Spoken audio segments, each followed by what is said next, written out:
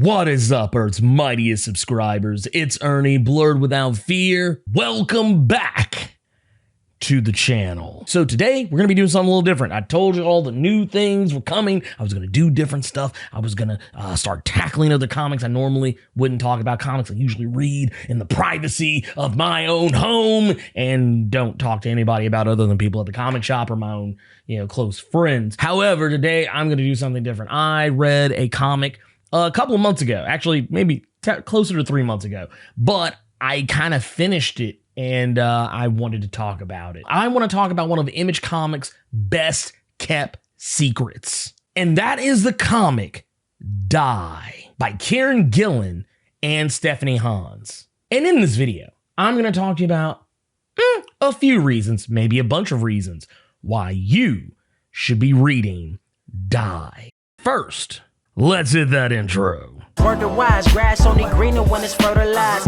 Gave them truth in these songs, they prefer to lies. Destiny beautiful, adrift in her purple eyes. You can't see me, you Stevie, wondering how I reach more evolutions than Evie and make it look easy. Before we get started, if you want to see more awesome comic book videos like this one, it only takes 2 clicks to become one of Earth's mightiest subscribers. Click.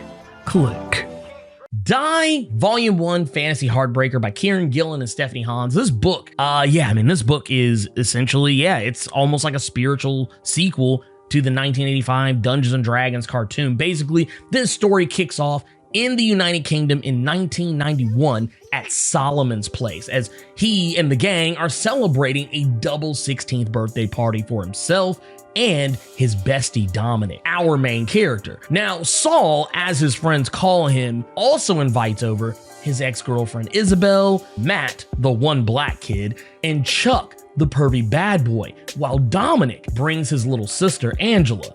Saul makes the pitch to them to play the game of a lifetime, a legit fantasy game that isn't just the usual D&D module that you buy off the shelf at your local comic book shop. No, this is a for real game, a game called Die.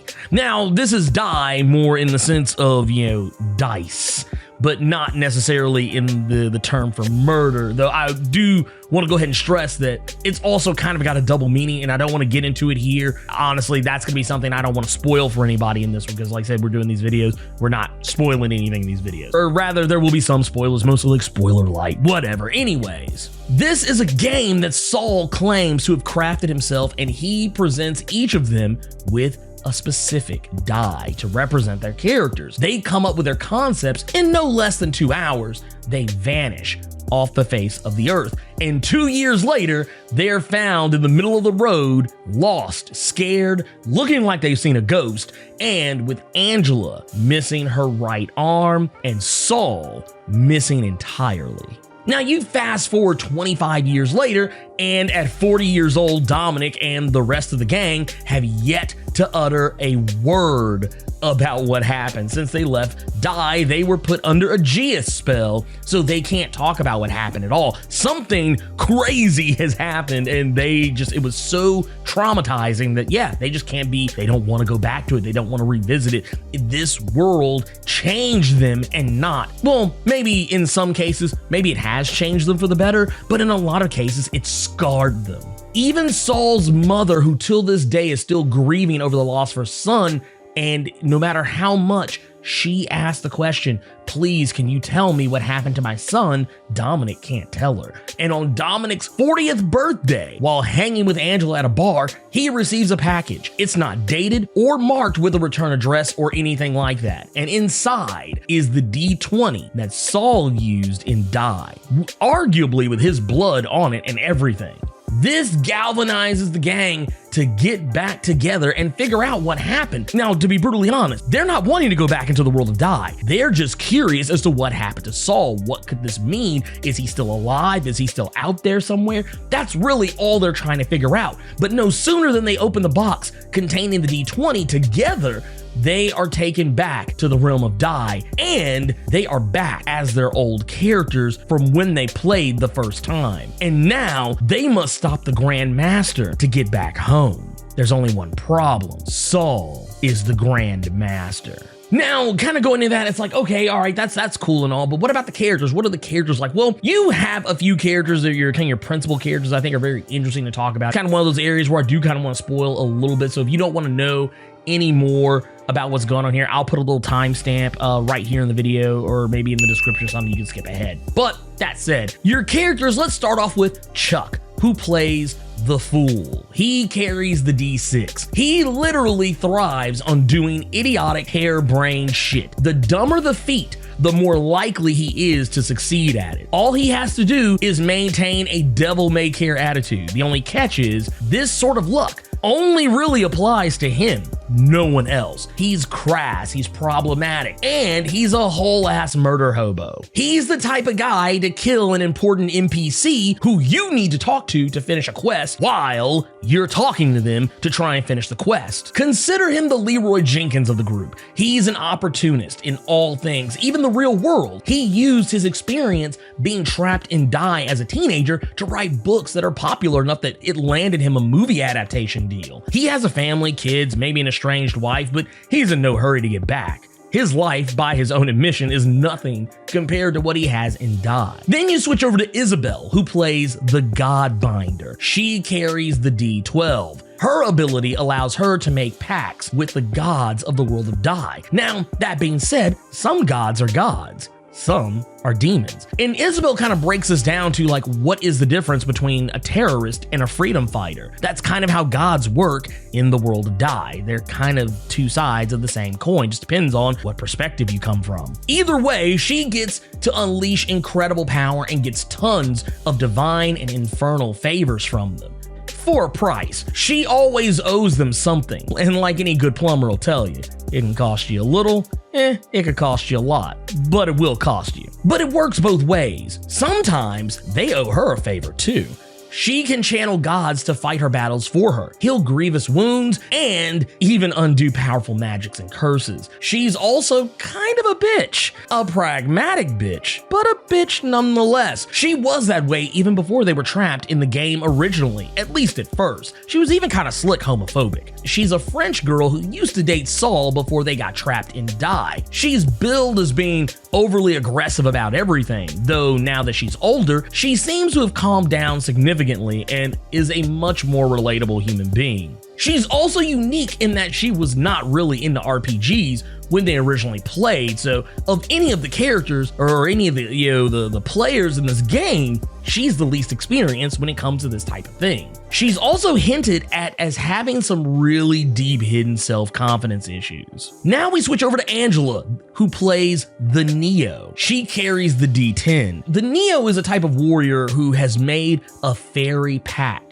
that grants her artifact armor gifted from the fair. Essentially, they're elves. But the armor is useless without paying a tithe of fair gold each day. Until then, the armor does nothing except look cool. Once the tithe is paid, it both looks cool and turns her into a cyberpunk rogue demigod. This makes her an addict because the power is intoxicating, and you're always left craving the next hit. And junkies, well, they're hard to trust. And since their return to Earth from Die, she lost her right arm, and having it back when she returned to Die really messes with her head. It also doesn't help that she's also one of the only players to have children, so she's really not game for being stuck in Die again. She's also in the middle of a messy divorce from her husband after having an affair with a woman named Susan, who apparently left her and now her husband won't even take her back. Sidebar, she's the only person Dominic will even see or talk to from the gang after their escape from their first time playing the game, and it's only because she's family.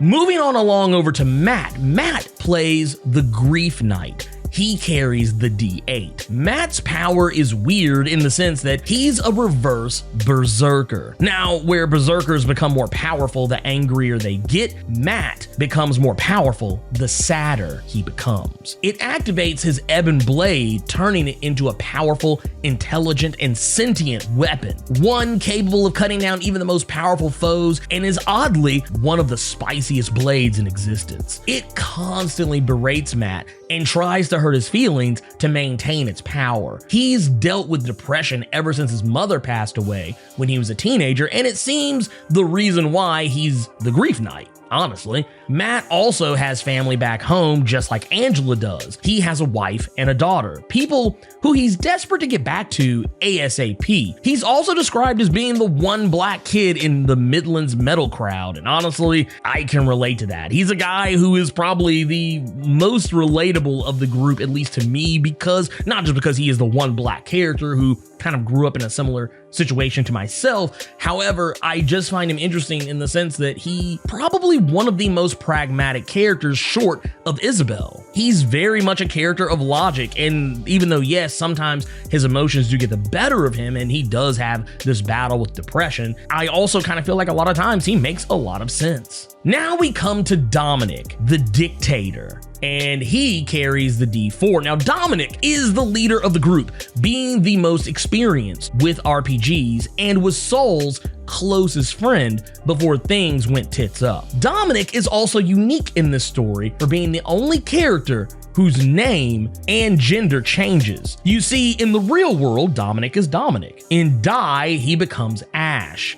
Dominic is hinted at as being heterosexual, seeing as how he's married to his wife Sophie, but there are some things that are kind of thrown around by characters like Isobel, throwing homophobic slurs at him in the earlier parts of the book that hint at him maybe possibly being bisexual or maybe pansexual. You see, in the world of Die, Dominic's character Ash is a woman who almost exclusively seems to be interested in men. It's something the book tackles in a few spots and even makes a case for it not being as big of a deal as some other people would probably make it out to be. I don't know, it's really cool. I think you should check that part out for yourself. I really dig it. And I also know a lot of people like the character of Dominic who, yeah, they play women when they play tabletop RPGs. It's kind of not as uncommon as some people might think. And I mean, I won't lie, even me as a person, a lot of times when I play, not necessarily tabletop RPGs, but when I play video game RPGs or video games where you can create your own character, a lot of times I'll create a woman, not because that's my avatar, but if I'm gonna stare at somebody's ass while I'm playing a video game, I'd rather be a woman's ass than a man's ass. I don't know,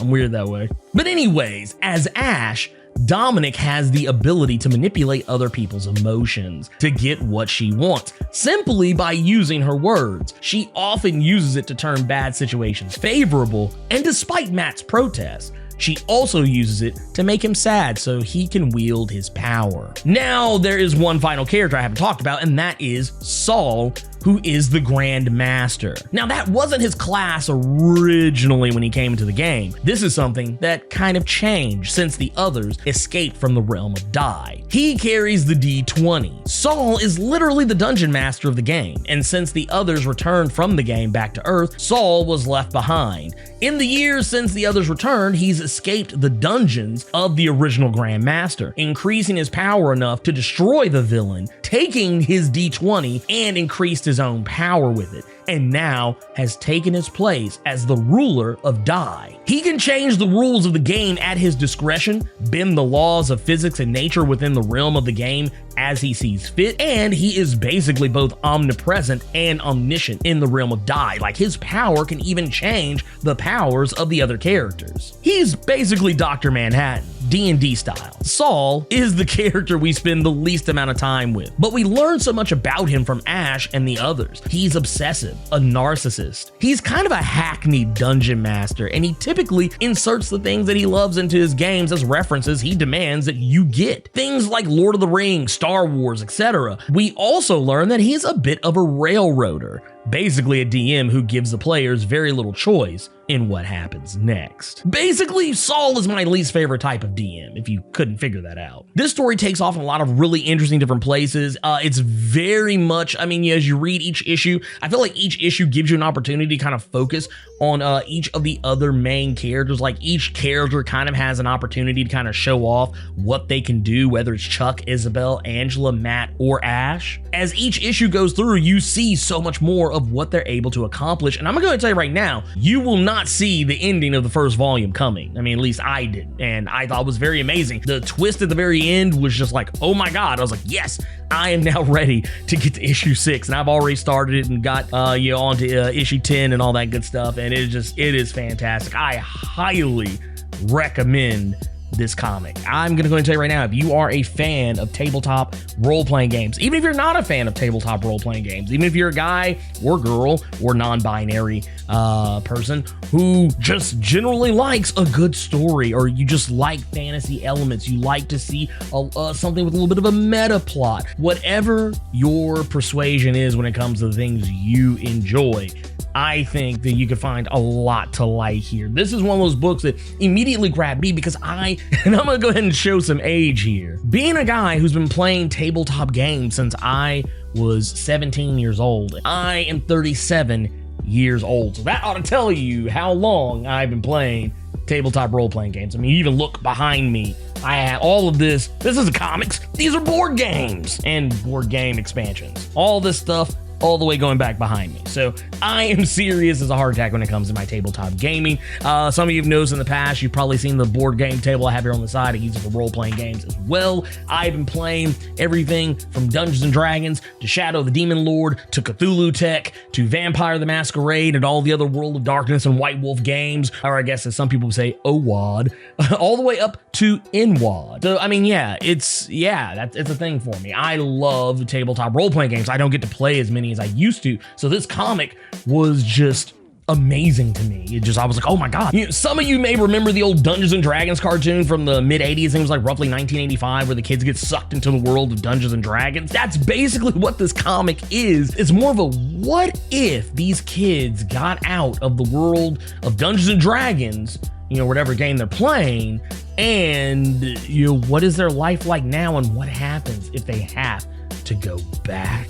I thought that was a really interesting premise. It's something that I don't really think anyone's really ever tackled before, anything exactly quite like this, at least not in a comic book form. I mean, this right here, this would make an amazing movie, I would even wager. Also, just as a little public service announcement, you can also pick up the RPG that this comic is based on if you go to diecomic.com. And I'm just telling you that because I think it's really interesting that they actually took the time. Kieron Gillen and the rest of the creative team behind this comic took the time to actually create the RPG that this entire comic is based on. And it's done really well. Also, I really want to give a shout out to the fact that he included one of my favorite rules, one of my favorite kind of thought processes when it comes to tabletop role-playing games, the Marshmallow Man rule. And you just have to read it if you want to know more about that. It's exactly what it sounds like if you are a Ghostbusters fan. But anyways, you can go pick it up. You can pick up the manual, the rule sets, character sheets, all that stuff for free at diecomic.com. So if you thought this was cool and you're a tabletop RPG person, or if you just want to find a tabletop RPG to kind of jump into, hey, not a bad place to start. And it's for the free $99. That said, that was all the reasons why you should check out the comic Die by Kieron Gillen and Stephanie Hans by Image Comics. And like I said, just go check it out. First volume, Fantasy Heartbreaker. It's great. It's already collected. I think the second volume is going to be on the way sooner or later because they just wrapped up issue 10 not that long ago. So this is just the first 5 issues of what's going on with this comic. So yeah, definitely go check it out. I think you will love it. If you have checked out Die before, or if you've never heard about it, whatever the case may be, let me know what you think. Sound off in the comments. So hey, you made it to the end of the video. Awesome for you. If you enjoyed this video, and if you made it this far, I don't see how you didn't, do me a favor. Hulk smash that like button. And if you want to see more awesome videos like this one, make sure you click subscribe so you can become one of Earth's mightiest subscribers, and tap that bell so you know when I post up. Also, feel free to go check out my Patreon, where if you chuck in $1, you can get early access to most of my videos up to a week early. And if you have time, make sure you swing by nerd901.com, where you can find more of my content as well as other amazing stuff. Anyways, until next time, I love you 3000 plus ultra.